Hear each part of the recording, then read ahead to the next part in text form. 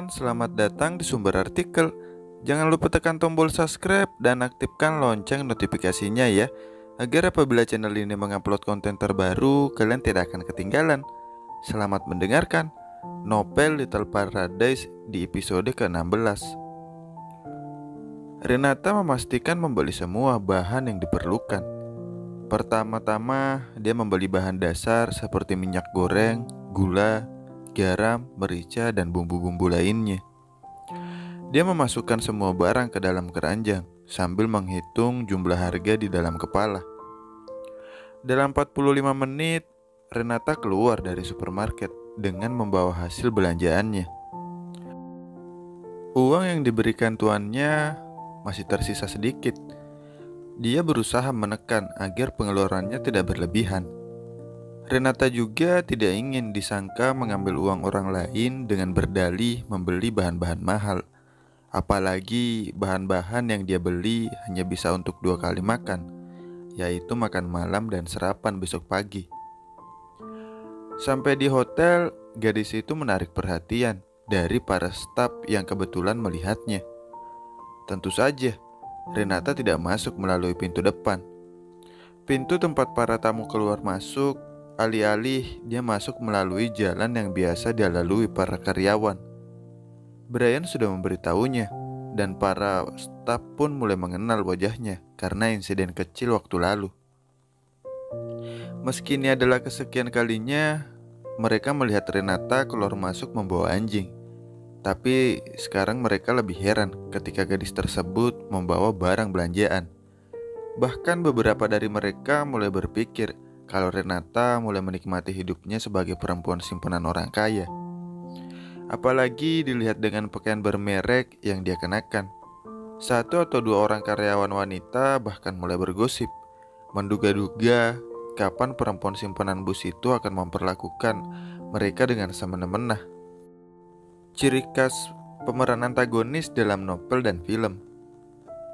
Sementara itu, Renata hanya lewat sambil menunduk, menghindari tatapan para karyawan di sana. Dia masih merasa sungkan saat dipandang dengan tatapan menyelidik. Sedikit banyak dia bisa menebak kalau mereka sedang menatapnya rendah karena kejadian tempo hari. Gadis itu juga sadar diri jika salah tempat. Hotel mewah ini bukan tempatnya sebagai orang miskin bermandikan utang. Tapi Renata juga bekerja di sana. Bahkan mungkin gajinya lebih besar daripada karyawan itu. Kakinya melangkah cepat menuju lift. Setelah menempelkan kartu, lift pun menutup dan bergerak cepat menuju lantai 51. Barang belanjaan diletakkan begitu saja di atas konter. Kemudian Renata naik ke lantai 52 untuk mengganti pakaian. Saat ini sudah menunjukkan pukul 5 sore. Renata merasa lebih bebas karena semua pekerjaan bersih-bersihnya sudah selesai. Meski demikian, dia tidak bersantai menikmati hangatnya ruangan. Dia segera menuju dapur dan mulai memasak karena sebentar lagi adalah waktu makan malam. Brian sendiri sudah memberitahu pada karyawan di bawah agar tidak usah membawakan makan malam hari ini. Pemuda itu lantas memutuskan bersantai di ruang kerjanya, menghapus surel dengan malas. Banyak hal yang dia lakukan, termasuk menyortir sampah kertas yang ada di dalam tempat sampah. Berhubung ruang kerjanya sangat sepi, dia bisa mendengar suara lift ketika Renata pulang. Tak lama Shopee pun menyalak sambil berjalan naik ke kantor. Mengetahui Renata sudah pulang, dia pun melihat CCTV di lantai 51. Di layar terlihat Renata yang sedang membuka kantong belanjaan dan mengeluarkan isinya satu persatu. Di luar dugaan, dengan uang 50 pounds, Renata bisa membelikan bahan sebanyak itu. Brian kira gadis itu hanya bisa membeli 4-5 bahan.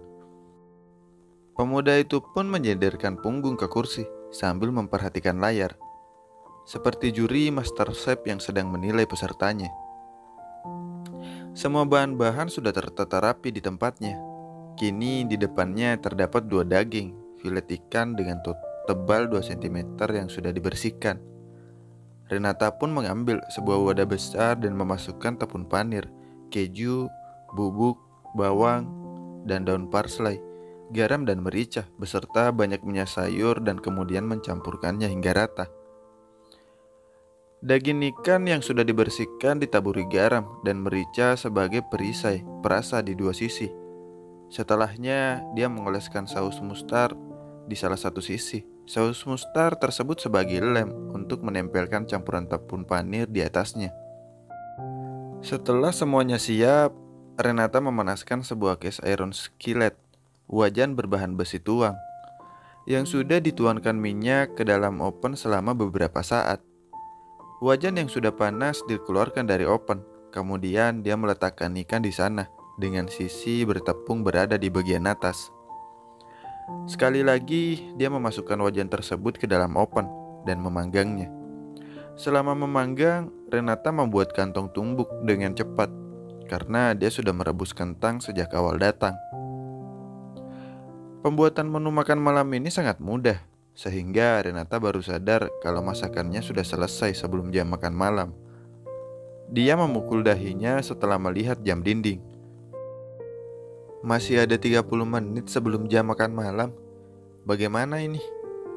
Dia berpikir keras, tidak mungkin jika makanannya dibiarkan mendingin, kemudian dihangatkan lagi menggunakan microwave. Kerenyahannya dari tepung panir akan menghilang jika diperlakukan seperti itu. Haruskah dia memanggil tuannya sekarang untuk turun dan menikmati makanannya? Di tengah kebingungannya, terdengar suara lain yang mengagetkan Renata. "Kau buat apa?" Gadis itu terpekik pelan karena terkejut. Pemuda tersebut sudah berada di ruangan makan. Entah sejak kapan, pandangannya melekat pada meja counter di dapur. Di atas meja terdapat satu piring yang sudah berisi makanan. Sementara itu, beberapa peralatan masak juga masih berada di sana dengan makanan yang sebelum dipindahkan ke atas piring. Ini ikan panggang dengan keju parmesan. Jeda sejenak. Sekarang masih 30 menit sebelum jam makan malam. "Apakah Tuan mau makan sekarang?" tanyanya ragu. "Ya, sekarang. Bawakan makanannya ke meja." Setelah berkata demikian, dia langsung berbalik dan duduk di kursi meja makan. Bukakan wine di kulkas juga. Mendengar perintah itu, Renata buru-buru mengambil nampan dan meletakkan piring di atasnya. Tak lupa juga gelas anggur pun disiapkan. Sementara dia membuka kulkas dan mengambil satu botol anggur, pemuda itu pernah mengajarinya cara membuka botol wine beberapa hari lalu. Meski dari mulutnya sempat keluar larangan agar Renata tidak menyentuh botol alkoholnya. Ya, saat itu Brian sedang malas saja, makanya dia mengajari Renata cara membukanya, supaya gadis itu bisa menyediakan segelas anggur ketika dirinya sedang malas turun ke lantai 51. "Silakan." Gadis itu meletakkan piring, garpu, pisau, dan juga gelas berisi anggur di depan tuannya. "Tuan, ini uang kembaliannya." Renata merogoh saku dan mengeluarkan beberapa lembar uang kertas dan juga koin, beserta struk belanjaan lantas diletakkan di atas meja. Melihat itu, alis Brian terangkat. Dari semua barang belanjaan itu, uang 50 pounds masih memiliki sisa. Namun alih-alih mengambil semua uang kembalian, Brian berkata, "Simpan saja. Sesungguhnya dia tidak terlalu senang menyimpan terlalu banyak uang kertas dengan pecahan kecil, apalagi koin-koin. Lagi pula jumlah kembaliannya tidak terlalu banyak.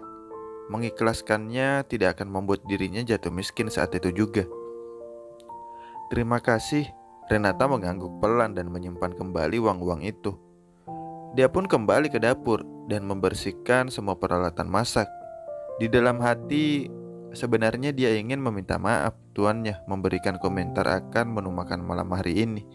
Namun Renata masih takut melakukannya. Selama Renata mencuci peralatan masak yang sudah selesai digunakan, dia tidak mendengar tuannya mengatakan apapun tentang masakannya. Hanya terdengar suara denting pelan ketika gelas anggurnya diletakkan di meja. Bahkan setelah Renata selesai mencuci piring, diam-diam dia mengintip tuannya yang baru akan selesai makan, lalu menanti komentar dalam hati. Sayangnya, ketika tuannya sudah meletakkan garpu dan pisau di atas piring, Renata bisa mendengar suara dering ponsel di sana. "Ada apa?" sahut pemuda itu setelah menempelkan ponsel ke telinga. Tanpa memberikan komentar maupun melakukan kontak mata dengan Renata di dapur, pemuda itu pun berjalan begitu saja menuju tangga ke lantai 52, meninggalkan Renata yang berkedip pelan di tempatnya. "Jadi, bagaimana?" gumam Renata pelan. Tangannya kemudian terulur untuk mengambil garpu. Ikan panggang di atas piring pun sudah dia cicip. Dia tidak bisa menyangkal kalau merasa sangat khawatir masakannya tidak enak, sehingga Brian langsung pergi tanpa mengatakan apapun. Tapi lidahnya, ikan bakar keju itu terasa enak. Apakah mungkin menu ini tidak cocok dengan selera tuannya? Namun makanan di piring tuannya sudah tandas, maksudnya sudah habis. Setelah meja makan kosong, Renata membawa piringnya sendiri ke ruang makan. Dengan ditemani piring dan gelas kosong, dia menghabiskan makanannya sendirian. Terima kasih banyak telah mendengarkan sumber artikel ya. Jangan lupa like video ini beserta komentar ya. Dan jangan lupa juga untuk di-share ke teman-teman atau WhatsApp atau Facebook, sosial media lainnya ya. Terima kasih banyak telah mendengarkan sumber artikel. Tunggu episode selanjutnya. Bye-bye.